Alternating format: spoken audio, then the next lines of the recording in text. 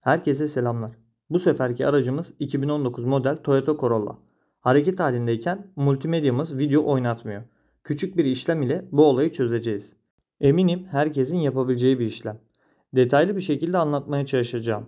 Kafanıza takılan soru işaretlerini yorumlarda belirtiniz. Kanala abone olup videoyu beğenerek bana destek olabilirsiniz. İlk önce multimedyamızın kenar çerçevelerini çıkartarak işleme başlıyorum. Çerçeveyi sökerken ekrandan parmağınızı uzak tutun ki ekrana zarar gelmesin.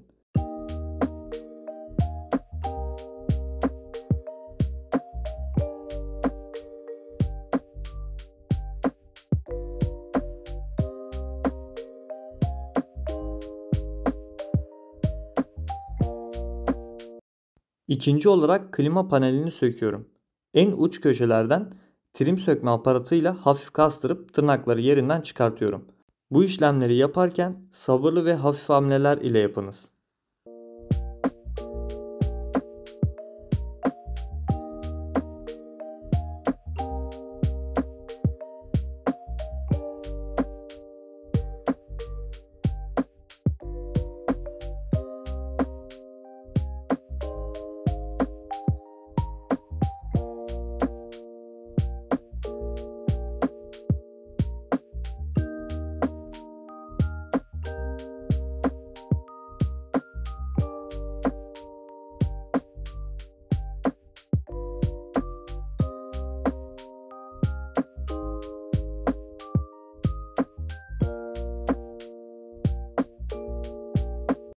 Klima paneli söktükten sonra klima tuşlarının soketini söküyorum.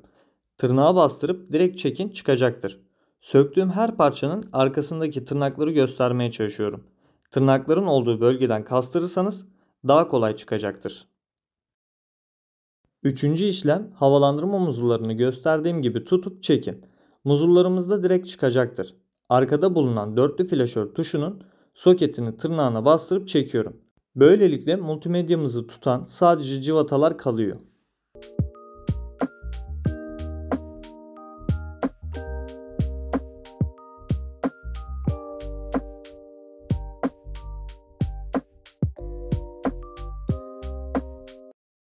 Multimedyayı tutan 4 adet 10 mm'lik cıvatayı göstermeye çalışıyorum.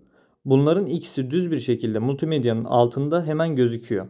Diğer ikisi ise çapraz üste takılmış haldedir.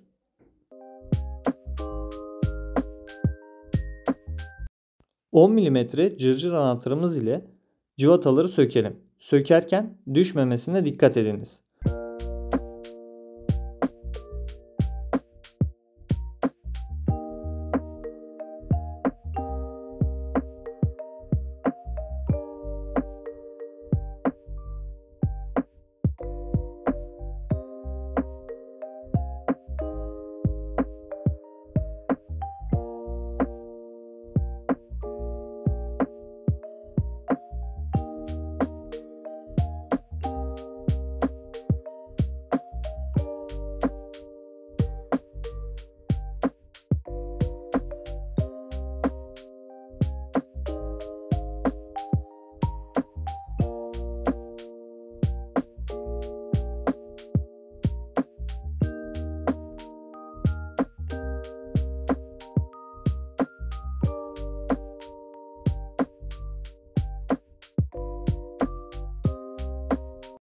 Cıvatalarımızı söktükten sonra multimedyanın sağ ve solundaki boşluklardan parmağınızı hafif geçirin.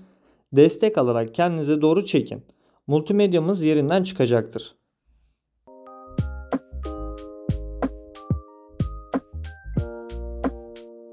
Gelelim elektronik kısma.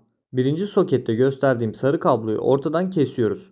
Soket tarafında kalan ucu sıyırıp diğer sokette bulunan kahverengi şase kablomuzla bir kablo yardımıyla birleştirip kısa devre yapacağız. Kahverengi kabloyu kesmeyin. Ortadan sıyırın. Bu işlemi bitirdikten sonra gösterdiğim mor kabloyu ortadan ikiye kesip herhangi bir yere bağlamadan uçlarını bantlayacağız. Bağlantı işlemlerini hızlandırdım. Bittikten sonra yakından ne işlem yaptığımı tekrardan anlatıp göstereceğim.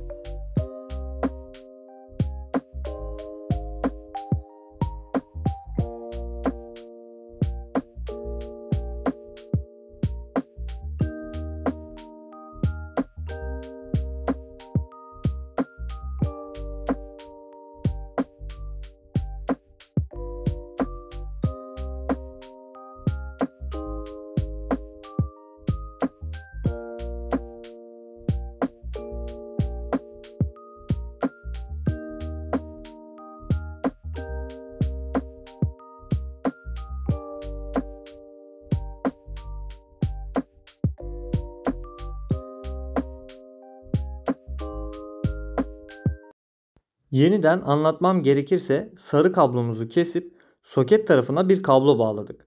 Kablonun diğer ucunu kahverengi kablomuzu sıyırıp ortadan birleştirdik. Son olarak mor kablomuzu kesip uçlarını bantladık. Geri toplama işlemine geçelim. Multimedyamızı yerine oturtup cıvatalarımızı takalım.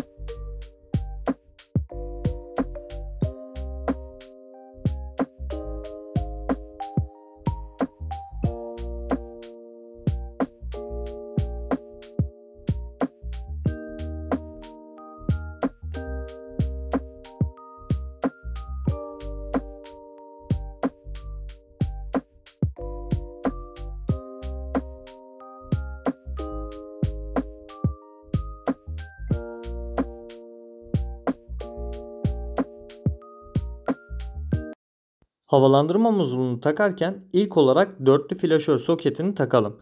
Daha sonra yerine oturtup bastıralım.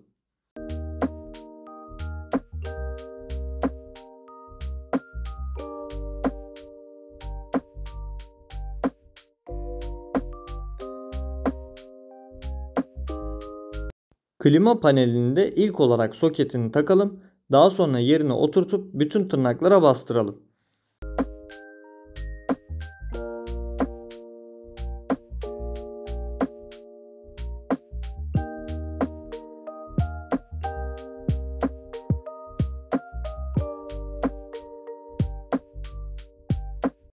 Son olarak multimedya çerçevemizi yerine takalım. İşlemimiz bu kadar. Tuşları kontrol ettikten sonra multimedyamızı deneyelim.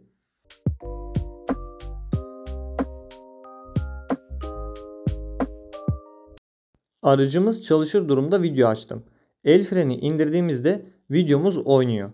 Aracımızı biraz geri alıp daha sonra ileri alıyorum. Hareket halindeyken de videomuz oynamaya devam ediyor.